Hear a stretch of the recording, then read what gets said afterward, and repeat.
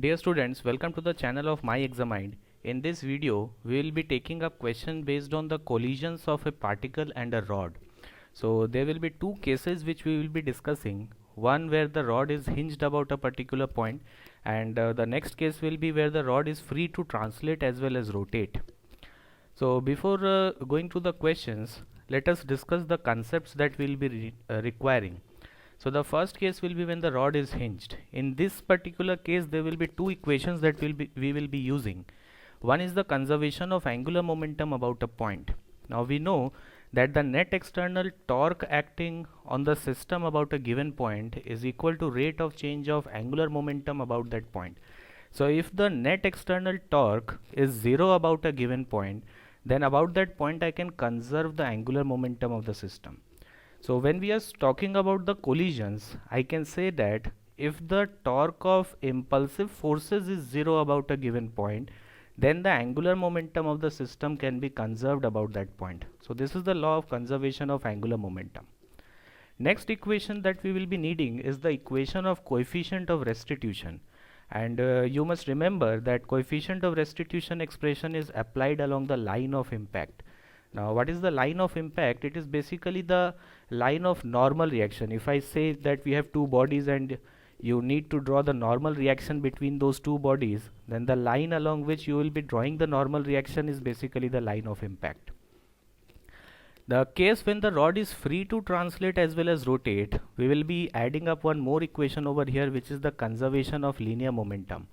So this law states that if the net external force on a system is 0 about a particular direction, in any particular direction, then in that direction you can conserve the linear momentum of the system. Similarly, we can modify this statement in case of collisions, that if the net external impulse, okay, if the net external impulse is 0 about a particular direction along a particular direction, then I can again conserve the linear momentum along that direction.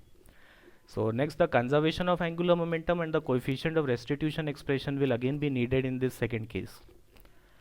Now let us look at some useful points that we will be using.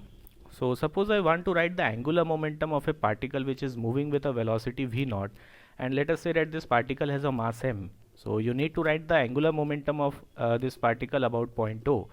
Now for a particle about point O, we know that the angular momentum is given as m into r vector cross v vector. So r vector is the position vector of this particle with respect to point O. Now if you solve this expression, you will be getting as m into v naught into r perpendicular. What is this r perpendicular? That if I look at the line of motion of the particle, okay, the direction in which velocity vector is pointing, so that is the line of motion of the particle. So if I drop a perpendicular from point to on that line of motion, that perpendicular distance I am representing as r perpendicular. So m into v naught into r perpendicular will give me the magnitude of angular momentum. And for the direction of this angular momentum vector, you can see that if this particle is moving towards right, then this vector or this r vector, or you can say that the line joining the particle and point O, will be rotating in clockwise sense. So if you curl your fingers of the right hand in the clockwise sense, the thumb will be pointing into the screen. So that will be the direction of angular momentum about point O. So we can directly use this expression m v naught into r perpendicular. Now for a rigid body, suppose there are two cases we know in a rigid body. One is the fixed axis rotation and other is the combined motion. So in fixed axis rotation, if I need to write angular momentum about the axis, then I can directly say that angular momentum about this axis, about the fixed axis, is given as moment of inertia of the body about that axis multiplied by the omega vector. So the direction of angular momentum will be along the direction of omega vector. And in case of combined motion, suppose the center of mass of this rigid body is having a velocity vcm at a particular instant, as well as it is rotating with angular velocity omega.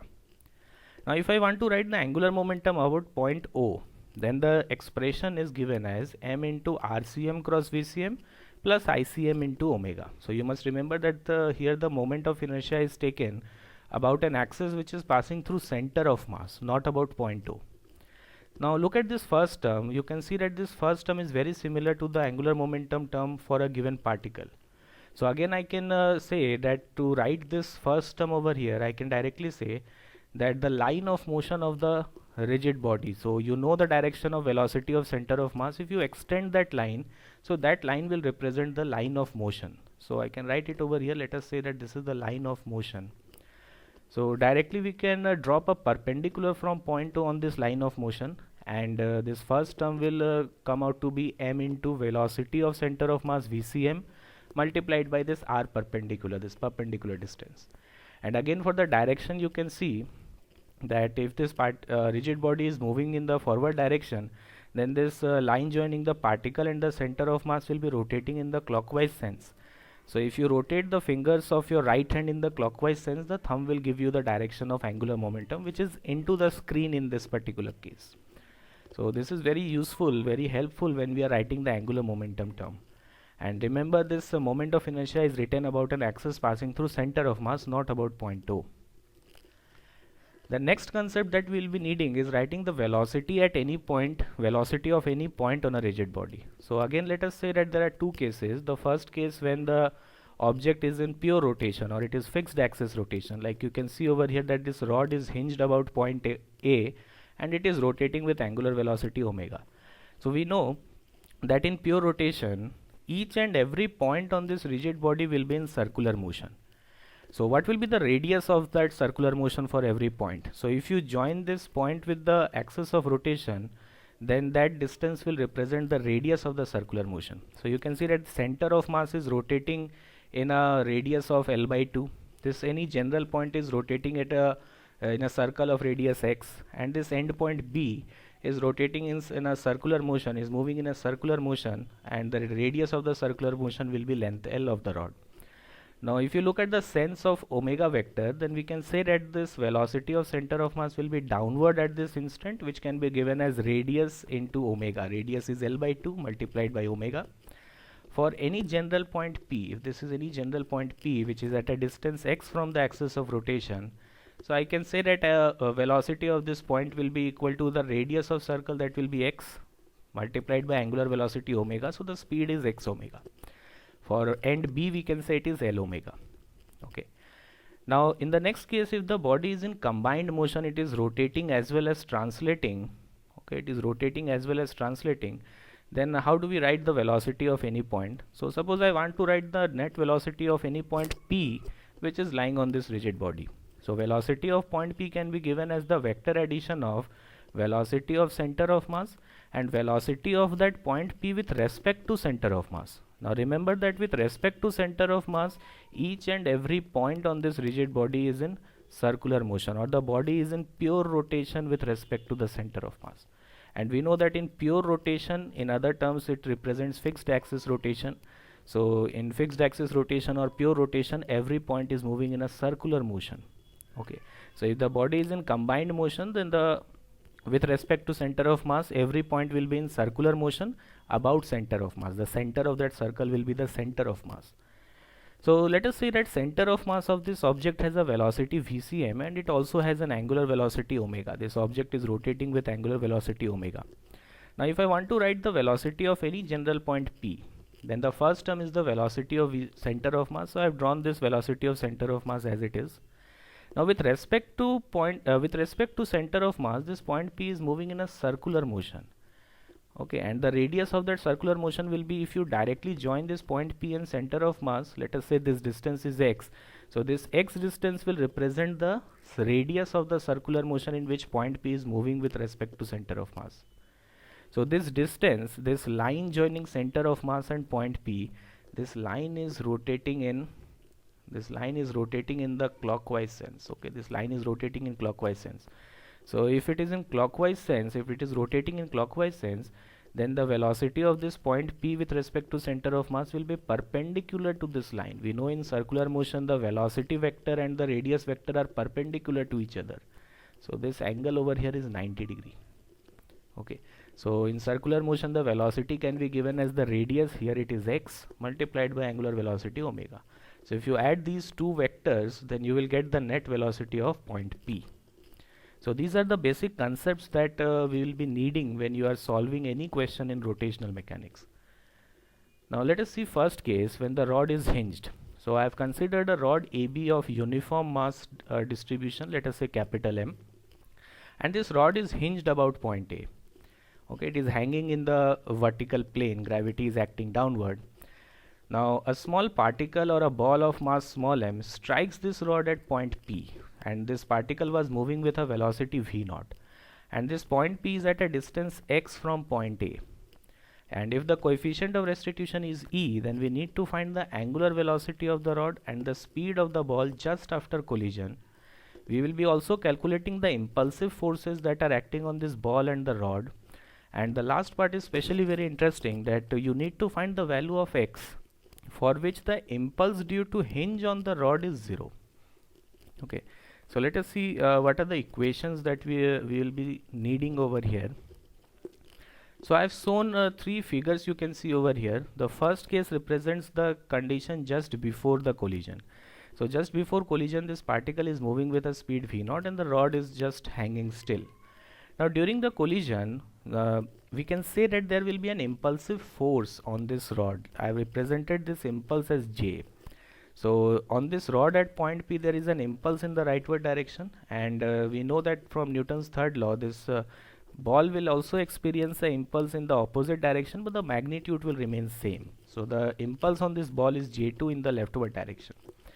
Also there will be an impulse from the hinge at point A, so I have represented that impulse in the right direction as J1. Now remember that I do not know the direction of J1 exactly initially. It can be towards right or it can be towards left also. So I have assumed that it is acting in the rightward direction. So after solving the value of J1, if it comes out to be positive, then the direction that I have assumed is correct. And if it comes out to be negative, then it will mean that the J1 vector or this impulse from the hinge is actually acting towards left. So you can assume any direction that you feel like initially. Now just after collision, let us say that the velocity of ball becomes v. Again, I do not know the direction of velocity of ball. I have assumed it towards right. Angular velocity of the rod is suppose omega, and we can say that the velocity of center of mass of the rod will be L by 2 omega. So we have seen that in fixed axis rotation, how can we write the velocity of any point on the rod. So I have used that concept over here. Now I have assigned the rightward direction as positive, and the anti-clockwise sense I will be considering as positive, or you can say out of the screen direction is considered as positive. Now if you take this ball and the rod as a system, okay, if we take the ball and the rod as a system, then you can say that about point A, the torque of external impulsive forces is going to be 0. Now if I am taking the ball and the rod as a system, then this impulse J2 becomes an internal force, but J1 is an external force. Okay, it is an external impulsive force.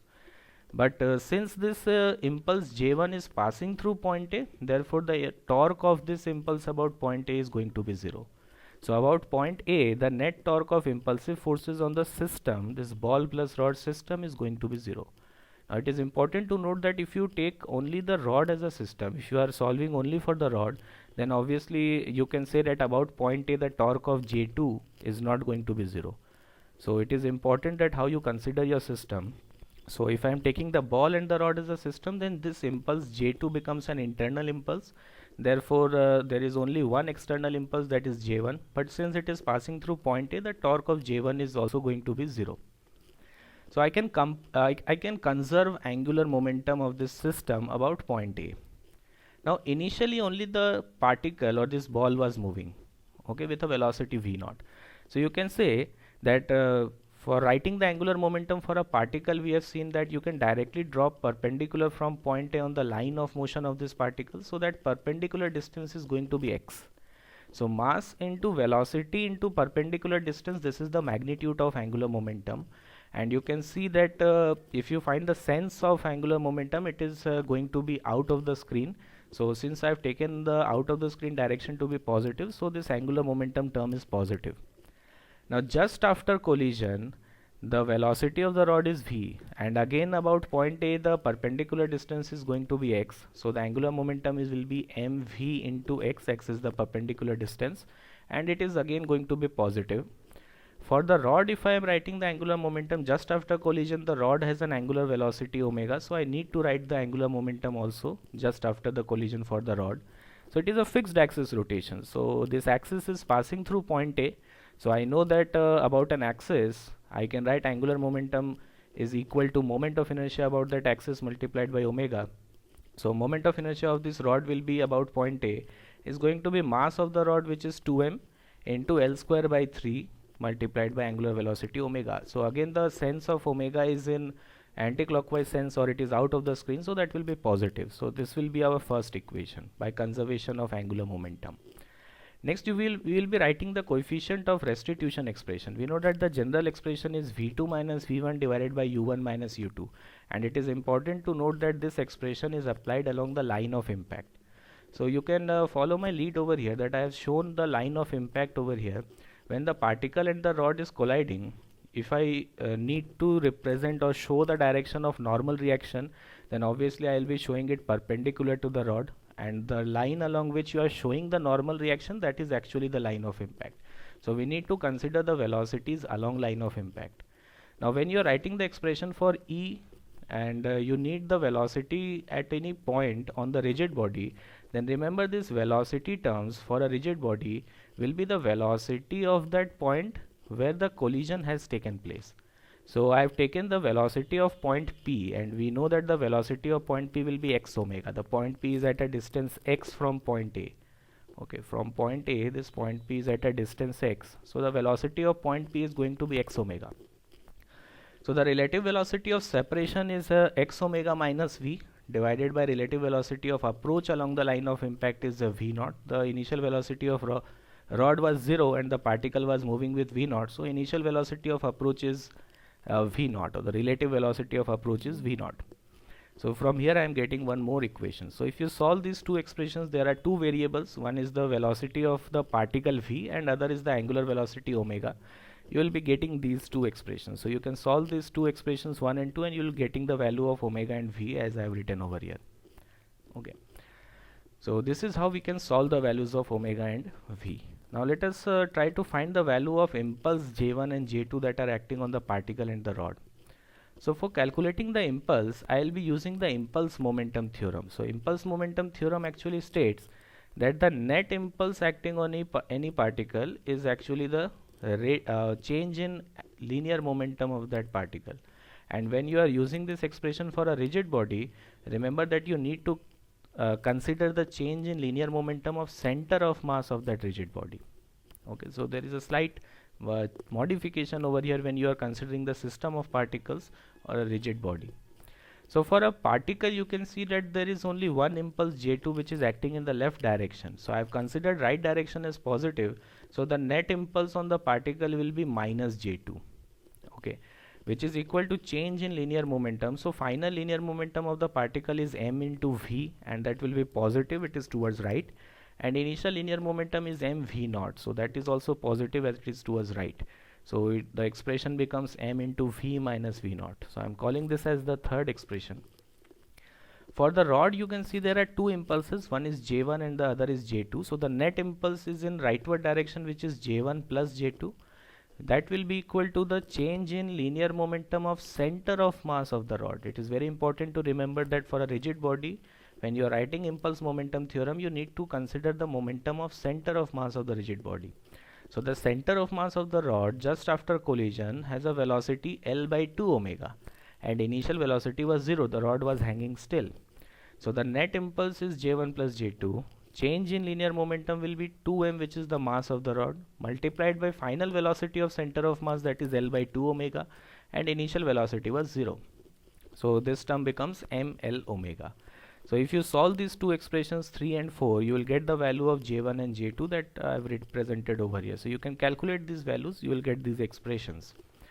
So for the value of J1, you can see that J1 is the impulse due to hinge on the rod. So you can see that if x is equal to 2L by 3, then J1 becomes 0. Okay, so this is a very important conclusion and very interesting conclusion, that for a particular value of x, the impulsive force due to the hinge on the rod becomes 0. So it can be asked in the exam in JEE Mains as well as JEE Advanced. So this is the basic concept how we solve the questions related to the collision between particle and the rod in case the rod is hinged at a particular point. Now let us consider that if the rod was free to translate as well as rotate. So suppose I have a rod AB of length L, and again I am taking the mass as 2m, and suppose it is kept on a smooth horizontal surface, so it is not standing on the surface, this is actually the top view, and the particle is moving with a velocity v naught, and the direction of v naught you can say it is perpendicular to the rod, and suppose this point P is at a distance x from the center of mass of the rod, which is c. So for simplification I have considered a value of x, let us say it is L by 4, and for simplification I will be taking the coefficient of restitution as 1. Okay, so there can be, it can be any value, but you must understand the basic concept over here. You can get any value of E, so I am taking E to be equal to 1. So there are certain things that we will be finding. First is the angular velocity of the rod, speed of the ball, and the speed of center of mass of the rod just after collision, impulse on the ball due to collision. Then the last part is very important. It has already been asked in JEE Advanced some time before, and it can again be asked, that there exists a point on this rod whose velocity will be 0 just after collision. So we need to find that point, and that particular point, what will be the speed of that point when the rod turns by 90 degree, and what will be the time taken by the rod to turn by 90 degree. Okay, so let us see how we can proceed. So again I have shown three situations over here. One is just before collision. So just before collision the rod is at rest and the particle is moving with a speed v naught. So during collision you can see there will be the impulsive forces acting on the rod as well as on the particle, and it will act along the line of impact. So again I think the condition for line of impact is clear to you, that this is the line along which you would have drawn the normal reaction on the particle and the rod, and there is no hinge in this particular case, so this is the only impulsive forces that are acting on the system. Now just after collision I have assumed that, let us say this particle gains a velocity v2 in the opposite direction. Again you can assume it in any direction, you can assume it towards right or towards left, and by solving it you can justify, if you get a positive answer, that the direction that you have assumed is correct, and if you get a negative answer then the direction you have assumed is incorrect, it must be opposite to that. Now since let us assume that the center of mass of the rod acquires a velocity v1 just after collision, and it also has an angular velocity omega just after collision. So I have taken the rightward direction, I will be considering as positive, and the anti-clockwise sense or out of the screen direction I will be taking as positive. Now again if you look at the system, if you take the ball and the rod as a system, okay, then you can say that the net impulsive forces on the system is going to be 0. So remember, how you consider a system is a very crucial point. If you take only the rod as a system, then the net impulse is not 0. If you take only the particle as a system, then the net impulse is not 0. But if you take rod and particle as a combined system, then the net impulse is 0. So if the net impulse is 0 on this system, then definitely I can conserve linear momentum for this system. So I am conserving the linear momentum in the horizontal direction. So initially the particle was moving with a speed v naught, so the initial linear momentum of this system was m into v naught. This rod is at rest, so there is no linear momentum for this for this rod. So final linear momentum for this system, so for the particle I can say it will be minus m v2, because rightward direction has been considered positive, and v2 I have considered in the leftward direction, so it is in the negative direction. So the final linear momentum for particle I have taken as minus mv2, and remember that when you are writing the linear momentum for a collection of particles or a rigid body, then you need to write the linear momentum of center of mass. So the linear momentum of the rod just after collision will be the velocity of center of mass. I will be needing the velocity of center of mass of this rod. So linear momentum for rod will be 2m, which is the mass of rod, into velocity of center of mass of the rod, which is v1. So from here I'll get one expression. Again you can see that if I take this rod and the particle as a system, then the net torque of this impulsive forces about any point is going to be 0, because these impulsive forces are becoming an internal force. There is no external impulse or external force on the system. So about any point I can conserve angular momentum. So I am conserving the angular momentum about the center of mass of the rod. You can take any point that you wish. So I am conserving the angular momentum for the system about point C. So you can see that initially the angular momentum I will be taking only for the particle, because the rod is at rest. So for particle I can say that it is moving with a velocity v naught, so this will be the line of motion of the particle. And from point C, if you drop a perpendicular on the line of motion, that perpendicular distance is x, which is actually L by 4. So initial angular momentum of the system will be m v naught into x. And the direction, you can see that if you consider the line joining the center C and the particle, that line will be rotating in the anti-clockwise sense, and I have considered the anti-clockwise sense as positive, so our angular momentum term is positive. Finally, you can see that velocity v2 is towards left. So if you join the particle and point C, that line will be rotating in the clockwise sense. So definitely that clockwise sense will be negative. So the final angular momentum for the particle must be negative. And the value will be mass into velocity v2. And again, if you drop a perpendicular from point C on the line of motion, if you extend this v2 velocity vector, that perpendicular distance is going to be x. So mv2 into x.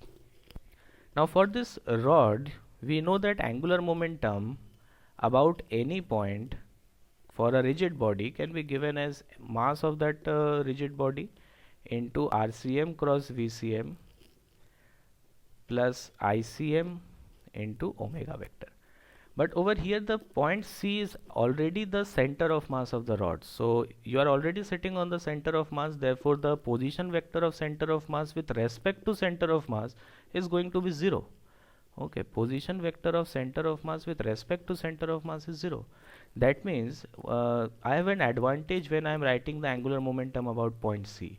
The first term I did not require to write this first term. This term becomes 0. So that is why I had considered point C and not any other point. But angular momentum for the system will be conserved about any point. So I need to write only the second term. So this first term is 0 for the rod. Second term tells me that I need to write the moment of inertia about center of mass. So C is the center of mass of the rod. So moment of inertia about point C, about an axis passing through point C, and you can see that the axis will be perpendicular to the screen. So that moment of inertia is mass of the rod, which is 2m into L square by 12 multiplied by angular velocity omega, and you can see that the sense of omega is anti-clockwise. So anti-clockwise sense I have considered as positive, so this term will be positive. So I get a second expression over here. Okay. Now if you are writing the, let us consider the third equation, that will be the equation for coefficient of restitution. Now again I have told you that for when you are writing the coefficient of restitution, you must consider the point velocity of the point at which collision has taken place. So for this rod, I will be needing the velocity of this point P. Okay. So you can see over here that the velocity of center of mass of the rod was v1 and it has an angular velocity omega. So how will I write the velocity of point P? So velocity of point P, velocity of any point, we had seen it can be given as velocity of center of mass plus velocity of that point with respect to center of mass. So velocity of center of mass is v1 in the forward direction, and with respect to center of mass, this point P is in circular motion of radius x. And by the sense of omega, you can say that x omega, this component velocity of point P with respect to center of mass, this term will also be in the rightward direction, so we can directly add these two terms. So the net velocity of point P on the rod will be v1 plus x omega. So the value of x is L by 4. So coefficient of restitution is equal to 1, which will be equal to the relative velocity of separation. So here you can see that the relative velocity of separation will be v2 plus v1 plus L omega by 4, and the relative velocity of approach is v naught. Okay, so initially the rod was at rest, so the relative velocity of approach along the line of impact is only v naught. So from here I will be getting one more equation, third equation. So if you solve these three equations, there are three variables v1, v2 and omega, and we have three equations. So if you solve these three equations, you will be getting the value of v1, v2 and omega. Okay, so this is the method how we can solve this particular type of questions. Now let us find a point on this rod whose velocity is 0 just after the collision. So I have written the values of v1, v2 and omega again over here. So you can see that just after the collision, if I consider any point which is below point C, suppose I consider a point at some distance, let us say x naught. So the velocity of this point will be the velocity of center of mass, which is v1, and with respect to center of mass, this point will have a velocity towards right, which will be x naught omega. So you have two vectors which are in the same direction, so addition of these two vectors is never going to be 0. That means below point C, you will never get a point whose velocity is 0 just after collision. But if you look at a point above point C, suppose I have considered a point D which is at a distance x dash from point C, then the velocity of center of mass is v1 towards right, and with respect to the center of mass, the velocity of point D will be in the leftward direction, that will be x dash into omega. So we have two vectors in the opposite directions, so definitely there is a chance that it can add up to 0. So we need a point whose velocity is 0 just after collision. So I have equated the values of v1 and x dash omega for point D. So if you equate these two values, we already know the value of v1, we know the value of omega, so you'll get the value of x dash as L by 3. So obviously this point is going to lie on the rod, so we definitely have a point whose velocity will be 0 just after the collision. Remember, its velocity is not always 0, it is 0 just after the collision. Now what happens after collision? After collision there will be no external force on the rod, there is no external forces acting on the rod. That means, and also the net torque on this rod is going to be 0 after the collision. So we can say that the velocity v1 of the center of mass of the rod will not change, it will remain constant. And since the torque is 0, so angular acceleration is 0, therefore the omega is also going to be constant. Okay, so after collision the omega and the velocity v1 of center of mass of the rod is constant, as there is no external torque or force after collision. So what will be the time taken for the rod to turn by 90 degrees? So I can directly use that the angle rotated is equal to angular velocity into time taken. Okay, so I need the value of theta to be pi by 2, and I already know the value of omega, it is not going to change after collision. So I can calculate the time taken by the rod to rotate by 90 degrees. So that time comes out to be 5 pi L by 16 V naught. So this will be the time taken. Now when the rod rotates by 90 degree, you can see that this point D is going to come in the leftward direction of point C. So after the rod has turned by 90 degree, I have represented the situation over here. You can see that this point D will be on the left of point C, and again if I want to write the velocity of point D, how will we write? Now the velocity of center of mass is v1, and the next term will be the velocity of this point with respect to center of mass. So with respect to center of mass, this point is at a distance x dash, and the angular velocity of this rod is omega. So this point is in a circular motion of radius x dash with respect to point C, and by seeing the sense of omega, I can say that it will have a velocity x dash omega in the downward direction.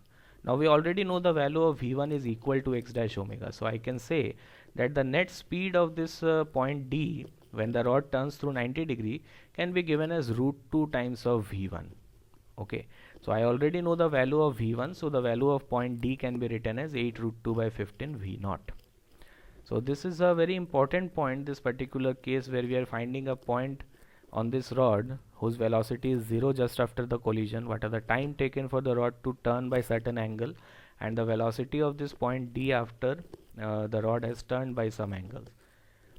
So I hope you have enjoyed this video and your concepts are clear on this on this particular situation of collision between the rod and the particle. So in the upcoming videos I'll be taking up more questions based on these concepts. So